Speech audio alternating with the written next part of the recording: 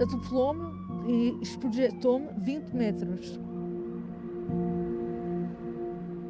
Eu acordei logo na altura no sítio do acidente e disse, eu não estou a sentir as pernas.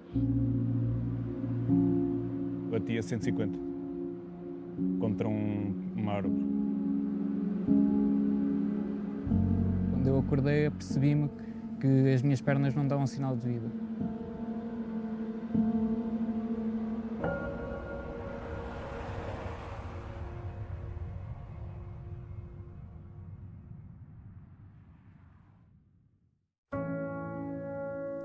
Raquel, Ricardo, Floriano e Ana nunca se cruzaram.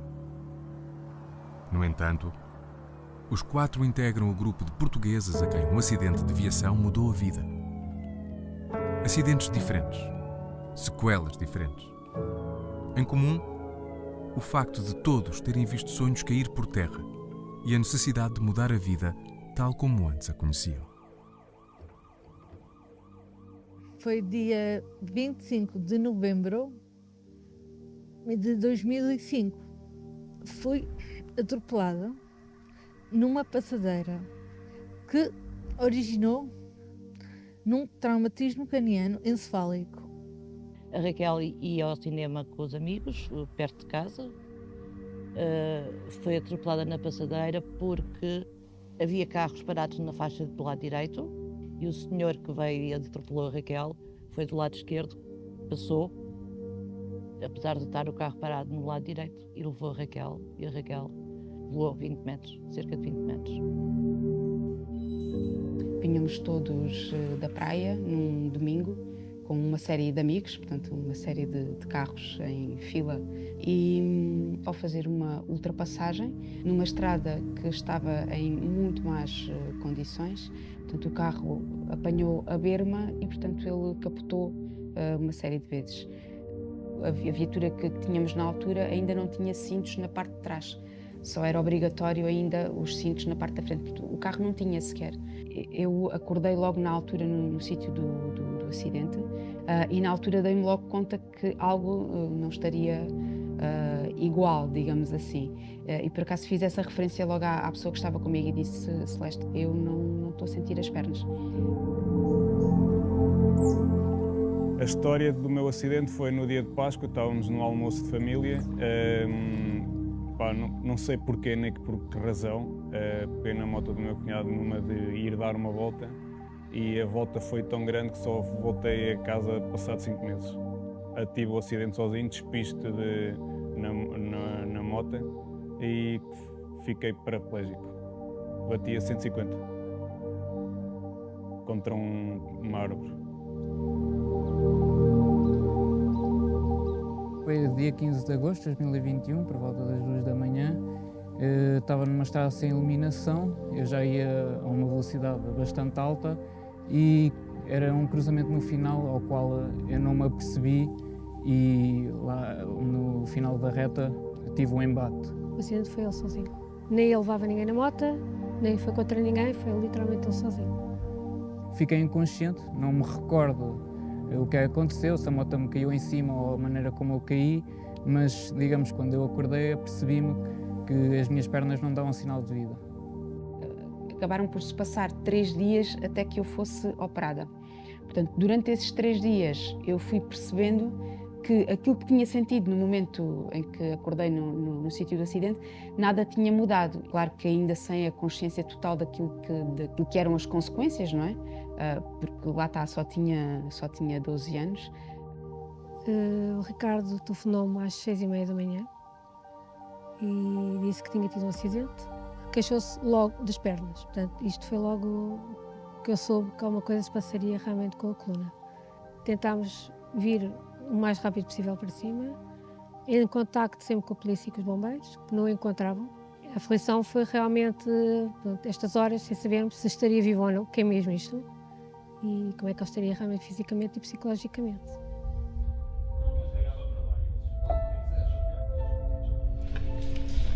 Quando aqui em Santa Maria, peço para andar de escudo. Quando somos chamados para um acidente de viação em que de facto há uma vítima jovem, temos sempre um sentimento extra de, digamos, de nervosismo e de apreensão pela situação que iremos apanhar. No local, tendo em conta que ainda estão na fase crítica emocional do acidente, tentamos não dar muita informação, apenas posteriormente, porque até algumas dessas situações que no local nos parecem poder ser crónicas, são apenas agudas, poderão ter resolução mais tardiamente. Quando nós chegamos ao local e nos apercebemos que o desfecho vai ser negativo, é um sentimento um bocadinho de tristeza e frustração, porque nós não percebemos logo à partida que não vamos conseguir resolver o problema, portanto, daquele doente. E de facto é um sentimento de tristeza, percebemos que às vezes os familiares ainda têm esperança porque não se apercebem da gravidade da situação e nós já nos apercebemos que o desfecho vai ser negativo e é um sentimento um bocadinho de impotência, até diria, face aos familiares, em que nós de facto queremos dar uma boa notícia, mas infelizmente não conseguimos dar-lhes essa notícia.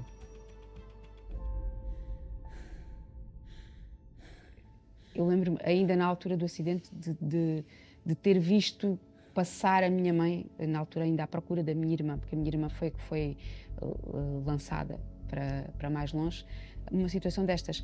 Com responsabilidade ou sem responsabilidade, eu não quero imaginar o que é para um condutor saber que levava um carro nas mãos e que, de alguma forma, provoca um acidente, não é? Ou está envolvido num acidente. Sendo mãe, então, há de ser com certeza ainda mais complicado. Estive em coma, mas o meu coma foi gradual. Nessa altura, quem esteve comigo numa parte em que eu acordei foi a minha mãe. Foi a minha mãe que me explicou o que me tinha acontecido. Eu cheguei no dia a seguir, ela estava em coma profundo, portanto estava ligada às máquinas.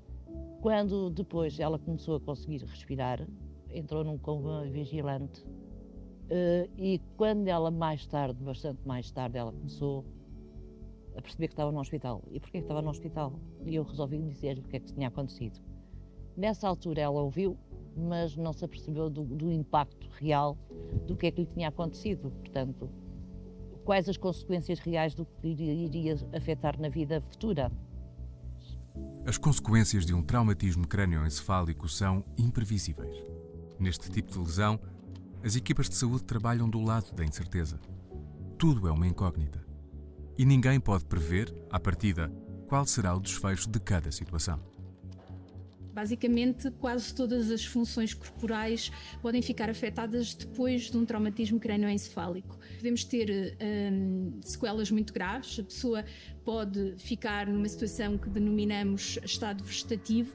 Em estado vegetativo, a pessoa não tem qualquer tipo de percepção nem interação com o mundo que a rodeia.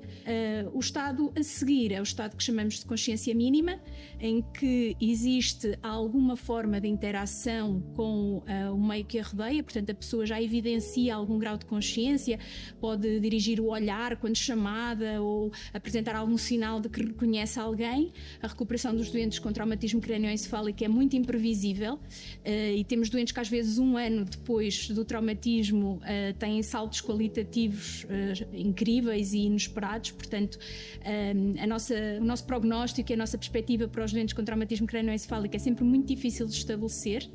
É todo um espectro de alterações e que são mais ou menos graves consoante a extensão do traumatismo e a região do cérebro que é atingida. Gradualmente a Raquel foi-se apercebendo, mais até pelas dificuldades, qual era o problema de ter sido atropelada. Tanto que ela dizia muitas vezes, porquê é que não me deixaram morrer? O que é que foi feito daquele filho da mãe que me fez isto? Porquê é que ele não foi castigado? Eu só tenho alguma memória no terceiro hospital onde tive. Foi no Alcoitão. Foi onde eu passei a maior fase do acidente e foi onde eu fiz a maior recuperação. Onde fiz a operação à perna, fiz uma operação ao olho, fiz fisioterapia intensa.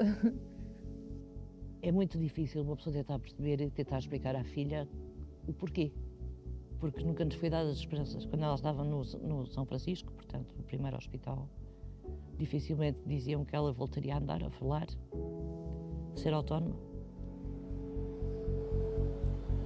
O principal desafio de quem sofre um trauma desse género é aprender outra vez a viver. E é aquilo que nós vimos vezes sem contas nas situações graves. Vimos pessoas muito jovens que têm traumatismos mais do que uma região do corpo. Podem ter traumatismos de membros, crânioencefálicos, traumatismos torácicos, abdominais. Às vezes têm estes traumas de uma forma geral, que chamamos um politraumatizado. São doentes que têm muito tempo de internamento, são doentes que ficam muito tempo sedados, são doentes que ficam com um grau de debilidade muito elevado. Portanto, isso tudo faz com que os nossos doentes reaprendam a viver depois destes grandes eventos.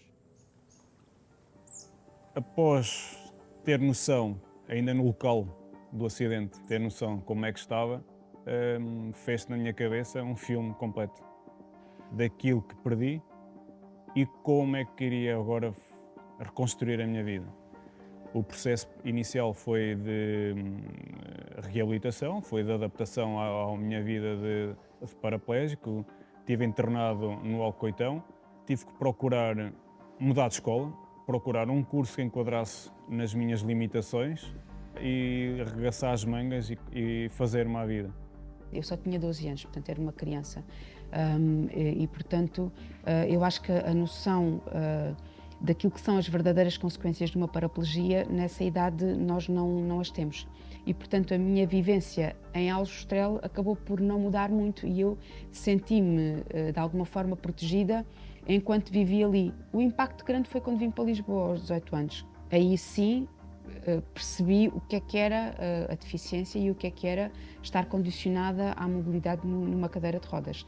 Quando eu me apercebi que não ia voltar a andar, de certa forma, chocou-me bastante, acho que acaba por ser normal e tive que mudar bastante os meus hábitos, principalmente tive que deixar um pouco a minha paixão, que era a paixão pelas motas.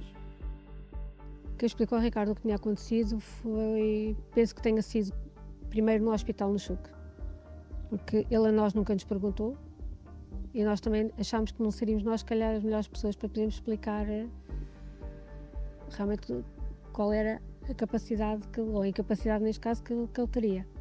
E penso que ele sentiu-se incapacitado quando chegou ao Centro de Reabilitação de Rovisco Pais, porque ele tinha sempre uma esperança que realmente, se calhar, ainda poderia voltar a andar e tal não aconteceu.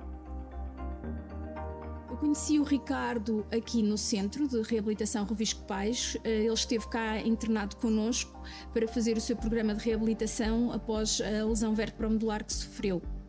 Depois de uma lesão medular é frequente aquilo que nós chamamos a alteração da autoimagem e do autoconceito, ou seja, a pessoa passa a ver-se de uma forma diferente, portanto a forma como ela se apresenta aos outros é diferente. Se apresenta numa cadeira de rodas, pensemos estarmos sentados e vermos todas as pessoas de baixo para cima. E depois, no fim, uma fase de aceitação. E quando essa fase de aceitação corre bem, estas pessoas continuam a ter uma vida perfeitamente válida, continuam a sentir-se inseridas no seu meio familiar, no seu meio social e idealmente profissional também. Após o acidente, eu tive que fazer uma recuperação em vários sentidos. Adaptei-me à cadeira de rodas, sou 100% autónomo, ou quase, voltei a estudar, felizmente já tenho carta de condução e possivelmente daqui a uns tempos irei ter carro, por isso felizmente está tudo a adaptar-se da melhor maneira. Com 16 anos nós não temos noção bem dos perigos que corremos e pensamos que só acontece aos outros e nunca a nós. E foi se calhar um pouco isso que me deu para pegar na moto e fazer essa aventura. A minha mãe foi, na altura que eu era menor, foi o meu braço direito juntamente com a minha família. Mas depois tive uma grande ajuda dos meus amigos, que nunca me deixaram ficar em casa. Por onde eles iam, eu ia também. Foram fundamentais para o processo de virar de página e enfrentar a minha deficiência na altura. Na altura, na fase inicial, acabei por precisar da ajuda da família, da minha mãe, da minha irmã, do meu pai. Todos ajudavam conforme podiam e conforme era necessário. E na altura, posso dizer que a minha reabilitação acho eu, olhando agora para trás e com os conhecimentos que tenho, não foi de facto das melhores. Tudo aquilo que eu faço hoje em dia e que faço sozinha, fui aprendendo ao longo dos anos a desenrascar-me, digamos assim. O que ficou pior na minha situação e no meu acidente foi a minha memória e algumas lesões no corpo e na cabeça. A minha maior vitória foi o poder andar, o poder falar, o poder fazer uma série de coisas que eu pensava que nunca ia conseguir fazer e faço autonomamente. A minha família é que me apoiou imenso quando foi o meu acidente. O meu tio Zé, o meu tio Rui e os meus pais, claro. Antes do acidente, eu não dava tanto valor à vida, mesmo tendo mais aptidões físicas, e hoje em dia, parecendo que não, eu dou muito mais valor à vida, dado o que aconteceu. Tento ocupar o tempo com os meus amigos, com a minha família e, de certa forma, tentar focar-me ao máximo nos estudos. O desporto é importantíssimo para mim. Alivia-me a cabeça, faço aquilo que gosto e é um hobby e é uma fisioterapia. Integrei o Clube Infante de Montemor, a equipa de canoagem, em que foi também um desafio para eles e um desafio para mim porque eu nunca tive contacto com o meio aquático. Diariamente preciso de ajuda, neste caso, por exemplo, aqui para meter a embarcação na água e tirar, preciso sempre de ajuda. Eu tenho os meus colegas, tenho a minha esposa, tenho a minha treinadora, que ajuda-me sempre a meter e a tirar o barco. No dia-a-dia, a minha deslocação para o trabalho, etc., não tenho ajuda, não necessito, sou autónomo. Conheci o Floriano num baile, num grupo de amigos. Eu apaixonei-me por ele, pelo que ele é, e foi espontâneo. Nós não contamos apaixonar-nos por uma pessoa que tem limitações. Tudo na vida é adaptável e, no caso dele, tudo se realiza, qualquer coisa que seja um obstáculo deixa de ser, portanto não tenham medo de se apaixonar. Conquistei tudo o que tenho numa cadeira de rodas. Se é bom ou mau, é mau. Numa cadeira de rodas é muito mau, mas é bom porque sou o exemplo e consegui conquistar aquilo que muitas pessoas ditas normais não têm. Os últimos dados provisórios disponíveis, relativos a 2022, dão conta da ocorrência de 34.275 acidentes de viação em Portugal. Como resultado, 473 pessoas perderam a vida e 2.436 ficaram gravemente feridas.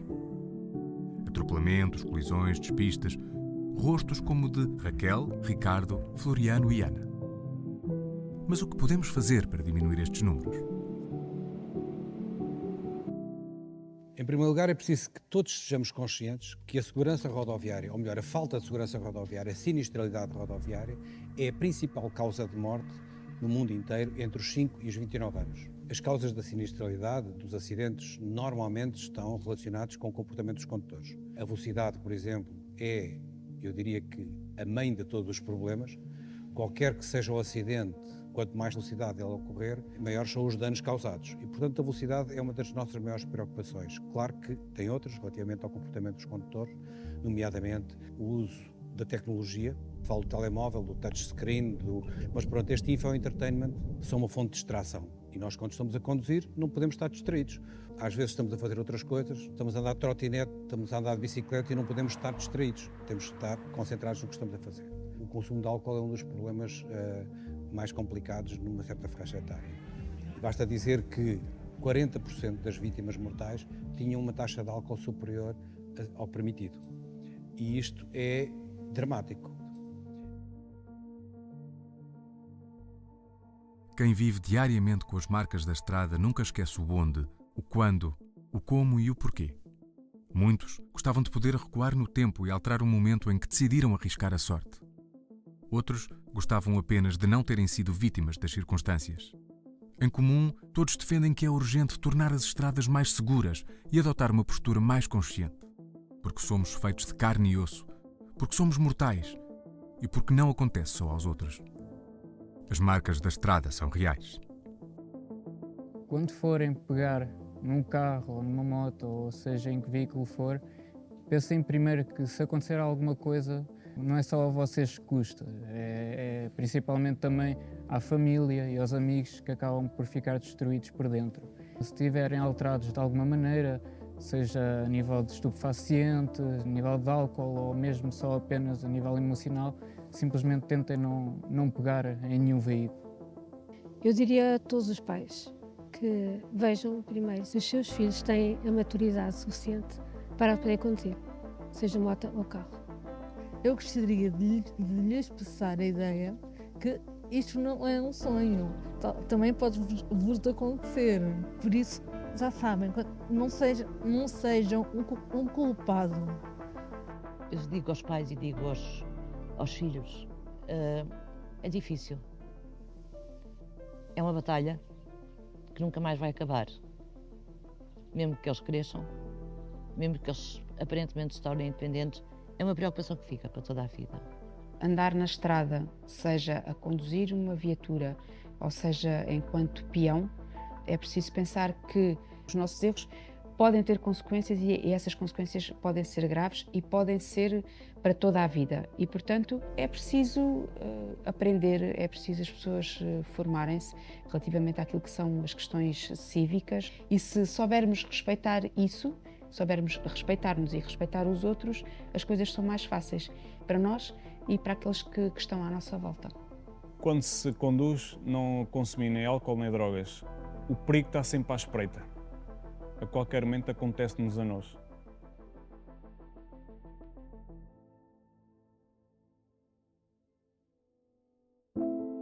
A vida é incerta. Num momento, tudo pode mudar. Foi assim para a Raquel, para o Ricardo, para o Floriano e para a Ana. Pode ser assim para qualquer um de nós.